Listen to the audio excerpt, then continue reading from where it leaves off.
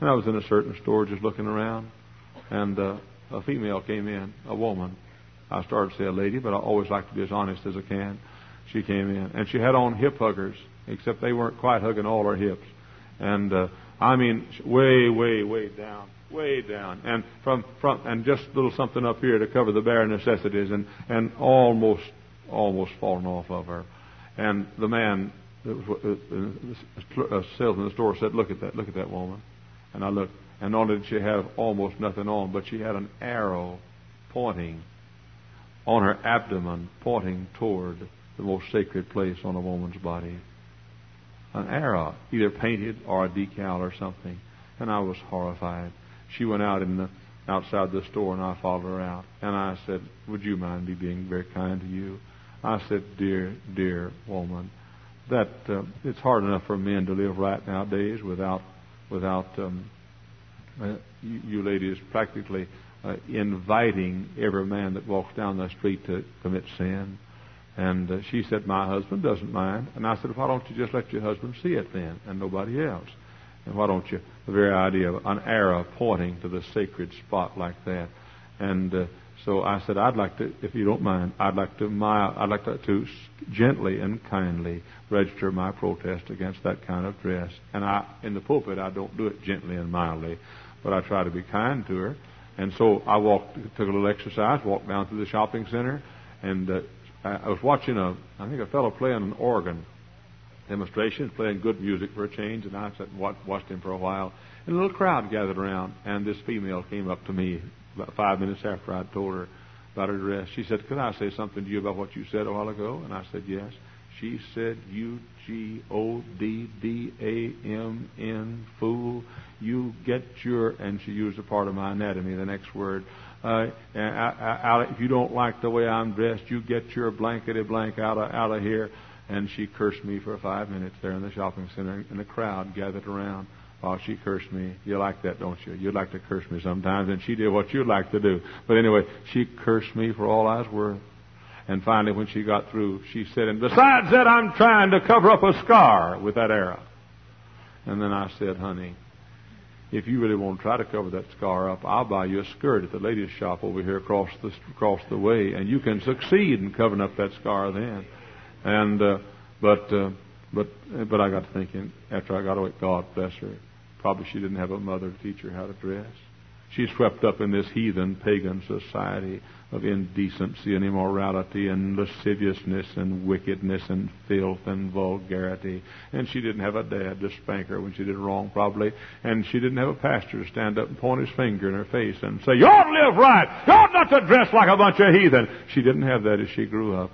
And but thank God for the gospel message of Christ. And when you got saved, you thought you'd never do that again. I'd never go into sin again. But then one day, all of a sudden, you did it. You said a bad word, and you didn't mean to say it. And you said, oh, did that come out of my lips? I thought I'd never curse again. What happened? You fell, that's what. But a just man falleth 7 times, yet riseth up again. Say, what should I do? Get up. Just get up. Ask God to forgive you and get up. But you say, preacher, I took a drink of liquor. I never thought I would again. Get back up. But you say, preacher, I said I smoked a cigarette, and I told God I'd never smoke one as long as I live, and I did. Well, get up! But you say, preacher, I did something awful bad. Went back to the old life and spent a night in sin. I even went to a dirty, bawdy house. Well, get up! But you say, preacher, I'm feel so dirty. Okay, feel dirty, but get up! A just man falleth 7 times, yet riseth up again. It was, don't forget, Peter preached the great sermon on Pentecost after he had committed his awful sin. David wrote the 23rd Psalm after he had committed his awful sin. Jacob's name was changed to Israel, or a prince of God, after he had been away from God for those many, many years. And again, the Bible the same way. John Mark wrote the book of Mark after he had forsaken Paul on the first missionary journey. And on and on, on and on, on and on. Jonah preached the great sermon and had the great revival in Nineveh after he had forsaken the will of God and gone down and gotten in the belly of the fish. Now I'm saying, get up. This morning I'm talking to a young person. You've fallen into sin. Hey fella, the just man falleth 7 times, yet riseth up again. I'm talking to a young person who cheated on a test last week. The just man falleth 7 times, yet riseth up again. I'm talking to young people this morning who've been out necking in parked cars and living like heathen beasts do. The just man falleth 7 times, yet riseth up again. Could I say this? I'm sort of burned now. I don't want anybody to think I'm being unkind. But could I say this? There's a man in this building this morning who back yonder numbers of years ago didn't go into deep, deep sin, but some folks thought he did. And he did slip away from God a little bit. And that man is, oh my, he's one of the finest men we have in this church now. I love him like I love my own brother. And he's as dear and as precious and as thoughtful to me and of me as any man I know. Because you lost the round doesn't mean you've lost the fight. Because you lost the first inning doesn't mean you've lost the game. Because you've lost a battle doesn't mean you've lost the war. Don't get discouraged. Get up. Get up. The just man falleth 7 times, yet riseth up again. Get up from your sin. Get up from the gutter. Get up from the quagmire. Don't be defeated because you lost a battle. Get back up. And so, get back up from sin. You can't keep a good man down. I'm thinking of a young man who came to my office a number of years ago. He said, Brother Hyles, I'm telling you, I'm having an awful time. And I said, what is it? And he said, Brother Hyles, I slip away and I go to these peep shows. And I go down sometimes downtown Chicago and I go to some of these dirty, filthy movies. I mean, the burlesque movies. I mean, the nude shows. And he said, Brother Hyles, he said, I go to the movies and sometimes the strip tease. He said, nobody knows I do it. Nobody knows I do it. But he said, Brother Hyles, I feel so bad. I said, man, get back up. Get back up! Get back up! Get back up!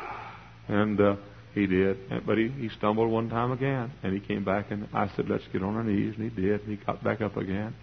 And that's how bad he got. Where is he this morning? He's pastor of a church. You say, that kind of man pastoring a church? That's the only kind God has. Well, you say, I wouldn't have any filthy-minded fellow pastoring me. Let me tell you something, ladies and gentlemen. None of us is worth being an example for the rest of us. All of us have stumbled. None of us can cast a stone. Oh, sometimes I thought this morning when I got back to my office, how could I be so dumb? I mean, I'm supposed to be smart. I'm supposed to be a preacher of preachers and a pastor of pastors. How could I not think? How could I not think in the pulpit like I want to think and say something I wish I hadn't have said?